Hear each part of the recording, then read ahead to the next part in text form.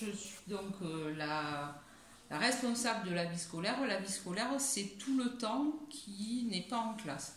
Donc c'est l'accueil du matin, les récréations, le temps de repas de midi à 14h, ça dépend. Et après, tous les temps où les élèves, quand ils changent de classe, là où il peut y avoir des problèmes qui se posent, c'est la vie scolaire qui les gère. Et après, donc, je travaille après en lien avec les profs si c'est des problèmes par rapport à la classe. Si c'est disciplinaire pur et simple, je réfère toujours au directeur de ce que je fais. Si c'est quelque chose qui doit, une sanction par exemple un peu plus importante, c'est avec lui que je le vois. Voilà, et après, je suis autonome, mais par rapport au règlement intérieur par exemple, toutes les sanctions qui vont... dès que c'est une convocation de la famille ou quelque chose qui va rester dans le dossier de l'élève, là c'est le directeur qui... moi je ne peux pas décider par exemple d'exclure un élève, même pour 24 heures. Je n'ai pas ce... Oui, ce pouvoir, enfin ça pourrait m'être délégué, mais ici ça n'est pas délégué, c'est le chef d'établissement qui décide de ça. Dans certains établissements, ça peut être délégué au CPE, voilà, mais pas ici. Okay. Donc ça c'est le côté discipline. Après je travaille aussi sur un autre côté qui est donc l'élève en lui-même, sa vie personnelle parfois. Je peux recevoir des élèves qui sont pas bien, qui ont des choses à me confier. Je peux être en lien avec les familles aussi parce que des fois à la maison ça va pas trop bien. Pardon ? Un peu social. Un côté un peu social, oui, effectivement. Il n'y a pas un bureau spécial pour ça? Alors, pas dans le privé. Il n'y a pas d'assistante sociale dans le privé, en fait. Okay. Il y en a, c'est vrai, dans certains établissements du public, mais pas partout, parce que c'est... il n'y en a pas... c'est très rare. Il faut que ce soit un gros établissement. Bon, des fois, se partagent entre un et l'autre. Ici, il n'y en a pas. Mais après ça reste limité. Moi c'est surtout de l'écoute, un peu d'attention parfois, des fois on fait de la régulation, hein. Les jeunes ils sont tous très voilà. Après il faut que ça si c'est à leur demande, voilà, j'essaie de les accompagner. Après des fois je peux les recevoir parce que par contre en classe ça va pas, et là du coup on essaie de voir ce qu'on peut faire. Et donc il y a le côté social, et nous ici en plus on a aussi le côté, dans les établissements, la plupart il y a des infirmières, notamment dans le public. Dans le privé il n'y en a pas, sauf s'il y a un certain nombre d'élèves, donc nous ici il n'y en a pas. Donc des fois il faut aussi pouvoir voir si l'élève il est vraiment malade, ou est-ce qu'il a un petit souci qui l'empêche d'aller en cours, des choses comme ça. Voilà. Mais tout ça de toute façon les surveillants ils le font aussi. Sur ça on se relaie, voilà, y a pas de... on est tous amenés un petit peu à faire ce côté là, voilà, d'écoute, d'attention et Bon, ma deuxième question c'est faites-vous appel parfois à des intervenants extérieurs, par exemple les associations de droits de l'homme, pour mieux sensibiliser sur les questions de discrimination, de vie en groupe. Alors ça on le fait, mais ça dépend pas forcément de moi. Nous on fait une de mes surveillantes, elle fait des actions par affichage. Elle a fait une action sur la prévention routière. Elle en a fait une aussi sur la propreté dans les rues. Et dernièrement, elle fait une action en lien avec le mois de novembre sans tabac. Donc elle a mis un petit peu partout des affiches avec des slogans. Voilà. Donc ça, c'est une mission qu'elle a depuis 2 ans. Et après, tout ce qui est intervenant extérieur, ça passe plutôt par c'est plutôt les enseignants qui font cette démarche-là, puisque c'est dans leur pédagogie, il y a aussi ce côté-là. Et l'année dernière, par exemple, on avait fait intervenir une avocate qui était spécialisée sur tout ce qui est harcèlement, et qui avait fait donc une intervention d'une demi-journée. Elle avait vu toutes les classes de seconde. Et du coup, c'était une question-réponse. Donc, elle recevait les élèves, elle les a reçus par 15, pas plus, pour que les questions puissent être libres, qu'elles puissent avoir le temps de répondre aussi.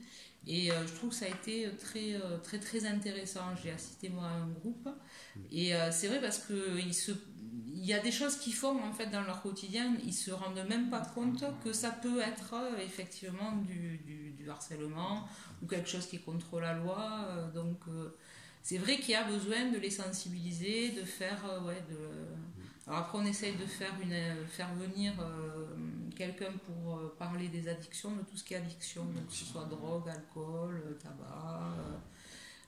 Mais c'est pas que c'est pas facile à trouver, hein, mais il faut trouver les bonnes personnes, que leur projet soit en lien avec nous, ce qu'on a envie de transmettre aux élèves, et qu'ils soient disponibles aussi pour venir. Justement, j'avais une question là-dessus, vous pouvez pointer, là vous avez vraiment attaqué la question. Est-ce que du coup vous avez quand même des cas d'harcèlement ici? D'harcèlement. Ouais. Alors, au quotidien, pas forcément. Après, dans l'année, alors il y a différentes sortes de harcèlement. Nous, on est plus sur du harcèlement. C'est soit de la discrimination, mais c'est pas forcément en lien avec du racisme, par exemple. C'est plus par rapport au physique des personnes. Donc là, ils sont à un âge où ils changent. Il y en a, ils grandissent plus vite. D'autres, ils prennent en largeur. Voilà, il y en a qui ont des boutons. Enfin, voilà, c'est que des choses au quotidien. Et du coup, ce que moi je gère beaucoup, c'est le fait que des fois, ils se permettent de parler aux autres avec des mots pas très sympas. Voilà, donc c'est pas vraiment. Ça devient du harcèlement quand c'est répété et que malgré ce qu'on peut dire, ça ne change pas. Moi, je ne vais pas dire qu'il y en a tant que ça. Après, ça m'est arrivé de gérer des situations de harcèlement par les réseaux sociaux. Ça m'est arrivé 2 fois depuis que je suis ici, où là, vraiment, on était dans une... Il y avait des pages entières d'insultes, voilà. Mais ça, après, c'est quelque chose que nous, on ne peut pas maîtriser, puisque ça ne dépend pas... Tout ce qui est interne à l'établissement, on le gère. Après, dès que c'est à l'extérieur, les réseaux sociaux, ça fait partie de l'extérieur de l'établissement. Et là, c'est les services de police. Moi, je renvoie systématiquement, quand c'est plus dans mon domaine, on renvoie les familles vers les services de police, puisque le harcèlement, la première résolution, c'est le dépôt de plainte pour qu'il y ait une prise de conscience. Du coup, je vais venir dans le cadre un peu plus scolaire maintenant.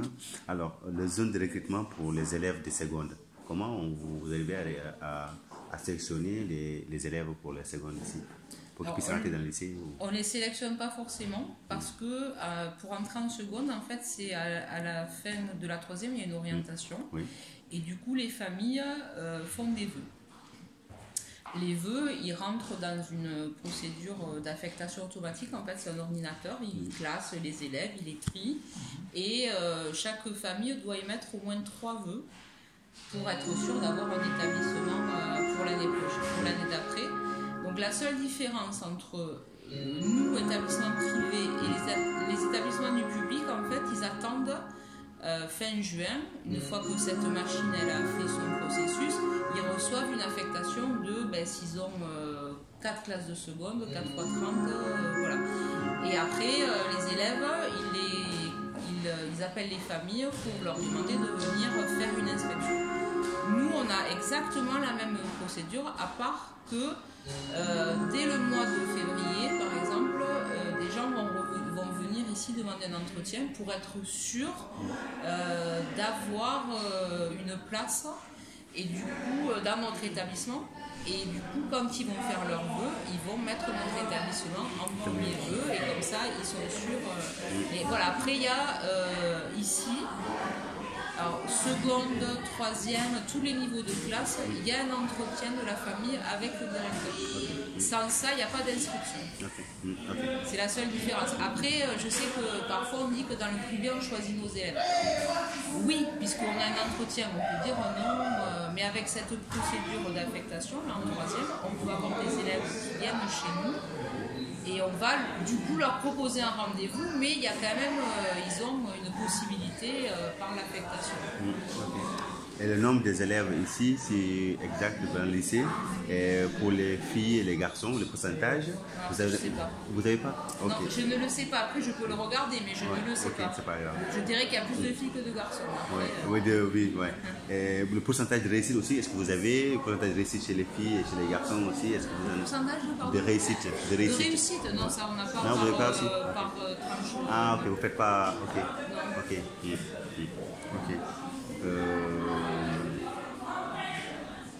Bon, est-ce que les élèves, une fois qu'ils ont le bac, vous continuez à les suivre? Parce que là, Madame Khalifa m'a répondu qu'elle suit quand même la personne au début d'année. Elle les appelle au téléphone pour voir où est-ce qu'elle est. Le prof principal, il a cette mission. Au mois de septembre, il doit recontacter tous ses élèves qu'il avait en terminale pour savoir où ils ont été affectés. C'est une mission, mais nous, on a aussi le rectorat, il nous demande, il y a un fichier qu'on doit remplir sur, après le bac, qu'est-ce qu'ils sont devenus. Donc, il y a, après, il y en a qui partent, après ça dépend, hein, il y en a qui sont en BTS, il y en a d'autres qui sont à la fac, il y en a qui sont en prépa.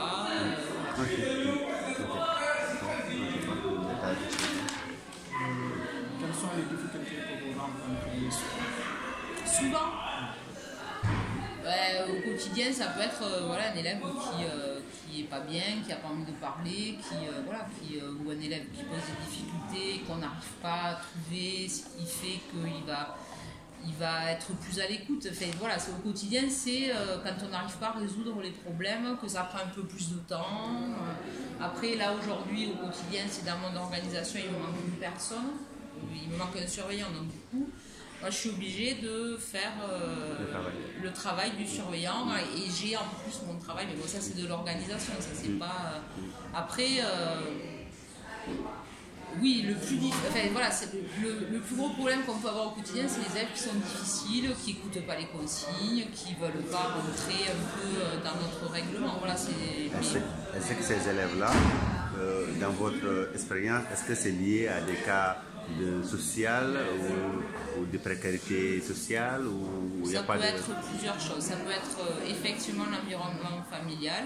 Ça peut être, et c'est souvent le cas, le parcours qu'il a eu avant. Parce que souvent, après, bon, c'est pas une généralité, hein, mais un élève qui arrive au lycée et qui est en échec en quelque sorte, qui a du mal avec les règles, qui a du mal avec le cadre, quoi qu'on fasse, il n'est pas du tout coopératif. C'est que dans son passé, soit au primaire, soit au collège, il y a eu des choses qui font que il a perdu confiance en l'école, en l'adulte qu'il y a dans l'école. Enfin, voilà, mais et ça peut être dans des familles tout à fait saines, je veux dire, où les parents ne sont pas séparés, où ils travaillent tous les deux. Enfin, là, ça n'a plus rien à voir avec le milieu social. Après, même des familles où les parents ne sont pas forcément riches, aisés, ou qui ont, des fois il y en a qui ne travaillent pas, il y en a qui suivent très très bien, qui accompagnent très très bien leurs enfants. Ça, c'est pas, ça peut, mais c'est pas un critère. Donc vous diriez que les parents quand même jouent le rôle d'éducateur aussi dans le... Pour la plupart. Après, bien sûr qu'il y en a qui ne le jouent pas, mais ça c'est partout, hein. C'est pas que ici, c'est dans tous les établissements, c'est comme ça. Il y a un pourcentage, je sais pas, de 10% peut-être sur la totalité de parents qui soit qui suivent pas, soit qui sont complètement débordés et qui n'y arrivent plus aussi. Ça arrive. C'est parce que c'est pas toujours facile. Et tous les enfants ne font pas un parcours linéaire, sans soucis, sans... Voilà, ça c'est... Et c'est vrai que nous, en lycée professionnel, on a plus d'élèves qui ont eu des accidents de parcours. Mais bon, après voilà, on essaye de faire avec et de les accompagner du mieux qu'on peut. Donc le soir, les élèves ne sont pas dictés par l'État, c'est le soir c'est fait par, Pas de devoir, vous voulez dire? Non, le choix des élèves. Les choix. Les choix. Les choix. C'est pas dicté par l'État, quoi. C'est les pas choix. Une orientation directe gérée par le rectorat. De quoi? Pour venir ici? Ouais. Dans notre établissement? Alors, c'est pas dicté... non, c'est... Oui, ils choisissent l'orientation qu'ils veulent avoir, oui. Ouais. Puisque en fin de troisième, ils se déterminent. Alors après, il y a quand même le conseil de classe qui décide si l'élève peut aller dans une seconde générale et technologique ou dans une seconde professionnelle ou en CAP aussi. À la fin de la troisième, on peut avoir ces 3 orientations. Pour compléter la question, du coup, vu qu'il y a les lycées publics et les lycées privés, comment se fait-il qu'il ne bascule pas dans le lycée public? C'est le choix de la famille. Hein. Ah, c'est le choix des familles. Oui, c'est la famille qui fait ce choix-là. Ok. Dans le public, en fait, tout le monde peut y aller. Dans le privé, c'est la famille qui fait une démarche supplémentaire de contacter l'établissement pour avoir un entretien en vue d'une inscription. Okay, c'est la différence. Après, les programmes, c'est les mêmes. Les dotations de cours, hein, les profs, tout ça, c'est payé par le même organisme. Okay. Donc, autrement dit, n'importe quelle famille qui a de l'argent, qui n'a pas envie d'envoyer, par exemple, son enfant là, il peut venir là. Exactement. Okay. Ça, c'est une certitude. C'est vraiment un choix. Après, bon, il y a les valeurs aussi. Dans un lycée d'enseignement catholique, il y a de la pastorale, hein, de l'éducation aux valeurs chrétiennes, mais après, on s'adapte aussi avec notre temps. Hein. On ne fait pas du catéchisme, on ne les oblige pas. Voilà, c'est vraiment plus sur la culture chrétienne que sur des obligations d'aller à la messe ou des choses comme ça. On n'est pas du tout dans ça. Enfin, ici, en tous les cas, on n'est pas du tout dans ça. Après, il y a 3 ou 4 célébrations dans l'année. Il y a celle de l'Avent, il y a celle de Noël, Pâques, et il y a souvent aussi une célébration fin septembre pour la rentrée. Voilà. Mais bon. Ok. Je pense que... Est-ce que vous auriez quelque chose d'autre à nous rajouter? Non, je pense qu'on a fait le tour. Après, si quand vous revenez, vous avez besoin de compléments. Bon, souvent, quand on parle quand même un peu le système, un peu l'égalité entre les hommes et les femmes, parce que c'est quand même un sujet. Oui, c'est tout à fait un sujet d'aujourd'hui.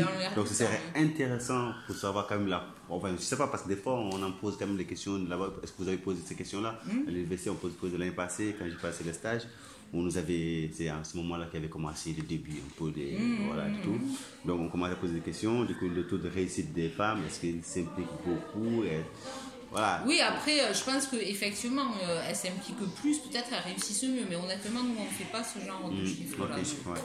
Ça nous a fait C'est pas que c'est pas représentatif, mais on ne s'est jamais penché dessus. Une dernière question du coup. Est-ce qu'il y a quand même une très bonne taux de réussite ici dans... Ah oui, on est quand même dans les 90% quand même. Tout le temps. Après un peu plus. Dans cette matière. Non, c'est global. Hein. Là, c'est tous les élèves de terminale, que ce soit commerce, vente, GRQ. Ok, super. Bon. Merci. Chaque année, le nombre d'élèves augmente aussi ou bien... Oui, bien sûr. Je remercie pour tout à l'heure, j'étais speed. Quand je suis entré dans la classe, c'était